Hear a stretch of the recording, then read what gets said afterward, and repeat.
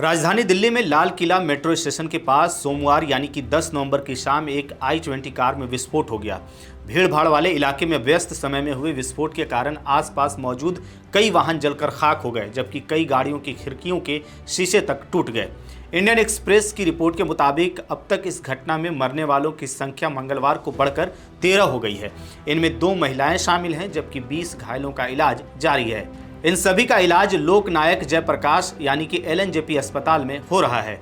वहीं दिल्ली पुलिस ने आधिकारिक रूप से पुष्टि कर दी है कि लाल किला के सामने कार में हुआ धमाका आतंकी घटना ही थी। Law and order Ravindra Singh Yadav ने इसकी पुष्टि की है। अब इस घटना को लेकर के गृह मंत्रालय ने 20 घंटे बाद मामले की जांच NIA को सौंपी है। यह कदम घटना की गंभीरता और आतंकवादी संभावित कनेक्शन को ध्यान में रखते हुए उठाया गया है। NIA अब धमाके की पूरी जांच, संदिग्धों के नेटवर्क का पता लगाने और जिम्मेदारों को पकड़ने के लिए कार्रवाई कर रही है। वहीं इस घटना का पुलवामा कनेक्शन भी सामने आया है।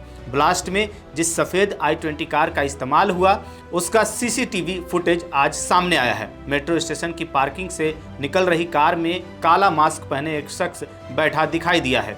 पुलिस के मुताबिक कार में बैठे शख्स का नाम डॉक्टर मोहम्मद उमर नबी है। वह पुलवामा का रहने वाला है। पुलिस हादसे को लेकर के 2 थ्योरी मान रही है। या तो उमर ने सुसाइड बम बनकर ब्लास्ट किया, या वहां आने पर किसी कारण कार में विस्फोट हो गया जिसमें उसकी मौत हो गई।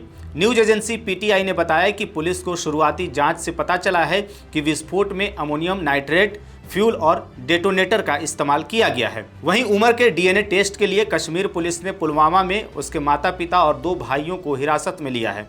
पुलवामा से उसके दोस्त डॉक्टर सज्जाद को भी हिरासत में लिया गया है। बता दें कि कुछ इसी तरह की घटना 14 फरवरी 2019 को हुई थी, जिसे आप अभी तक भूल नहीं पाए होंगे, जब लगभग 2500 CRPF जवानों का काफिला स्थानीय समयानुसार दोपहर लगभग 3:15 पर श्रीनगर जम्मू हाईवे यानी कि NH-44 से गुजर रहा था, और जैसे ही ट्रक पुलवामा के पास पहुंचा था, तभी एक सुसाइड अटैकर 200 किलो विस्फोट से लदी मारुति इको कार लेकर घुस गया था और कुछ ही देर में जबरदस्त विस्फोट हो गया था। विस्फोट इतना तेज था कि सुरक्षा बलों को लेकर के जा रही 2 बसों के परखच्चे उड़ गए थे। इसमें 14 जवान शहीद हुए थे, जिसके बाद भारत सरकार ने इस पूरे मामले की जांच की, जिसमें यह सामने आया कि यह हमला पाकिस्तान स्थित आतंकी संगठन जैश-ए-मोहम्मद ने करवाया था।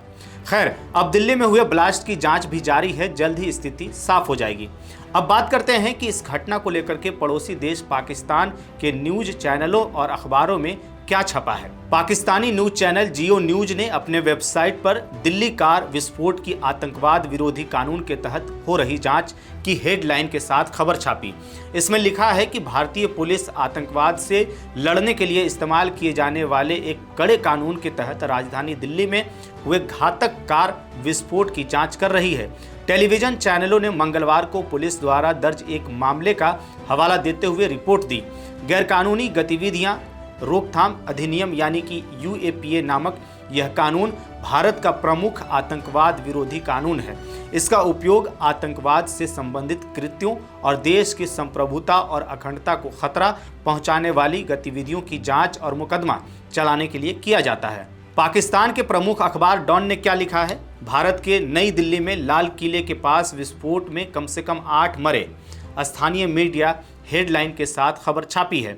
इसमें लिखा है, स्थानीय टेलीविजन चैनलों की रिपोर्ट के अनुसार सोमवार को भारत की राजधानी नई दिल्ली में लाल किले के पास एक विस्फोट हुआ, जिसमें कम से कम 8 लोग मारे गए और कम से कम 20 लोग घायल हो गए हैं।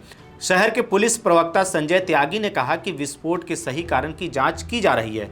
इस रिपोर्ट में इस बात का भी जिक्र है कि सोमवार को ही विस्फोट से पहले हरियाणा में छापेमारी के दौरान 2900 किलोग्राम बम बनाने की सामग्री जब्त की गई थी। पाकिस्तान टुडे ने अपनी रिपोर्ट की हेडलाइन भारत के नई दिल्ली में लाल किले के पास विस्फोट में कम से कम 8 लोग मारे गए लगाई है।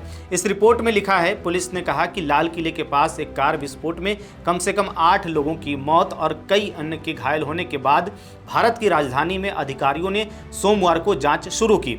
विस्फोट से आग भी लग गई है, जिससे घटनास्थल के करीब खड़े कई वाहन क्षतिग्रस्त हो गए। आपातकालीन सेवाएं लाल किला मेट्रो स्टेशन के पास घटनास्थल पर पहुंची, जो नई दिल्ली के सबसे अधिक भीड़ वाले स्थलों में से एक के आसपास का व्यस्त क्षेत्र है।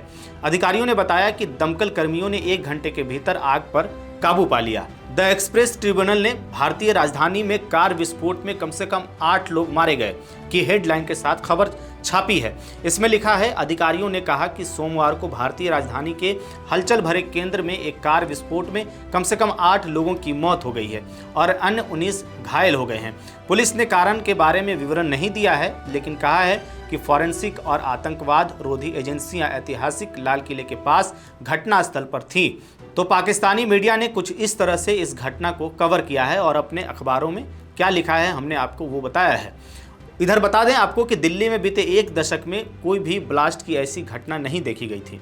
ऐसे में लाल किले के सामने चांदनी चौक के अति व्यस्त इलाके में सोमवार की शाम को भीषण धमाके ने कई सवाल खड़े कर दिए हैं। जहां पर यह घटना हुई, यह एक हाई सिक्योरिटी और घनी आबादी वाला क्षेत्र है। यहाँ हमेशा भीड़ रहती है। इस जगह पर सुबह से लेकर के रात तक पर्यटकों की भारी भीड़ लगी रहती है। सड़क के जिस चौराहे पर कार में ब्लास्ट हुआ, वहां से चंद मीटर की दूरी पर पुलिस चौकी भी बनी हुई है, जहां 24 घंटे पुलिस तैनात रहती है। ऐसे में कार का वहां तक पहुंचना ही बड़ा सवाल खड़ा करता है। आप इस पूरी घटना को लेकर के क्या सोचते हैं, कमेंट बॉक्स में हमें जरूर बताइएगा। मेरा नाम है जानिसार खान, आप देख रहे हैं द हिंदी टॉप। वीडियो अगर पसंद आए तो चैनल को सब्सक्राइब करिएगा और हमें इंस्टा, फेसबुक और एक्स पर भी फॉलो कीजिएगा।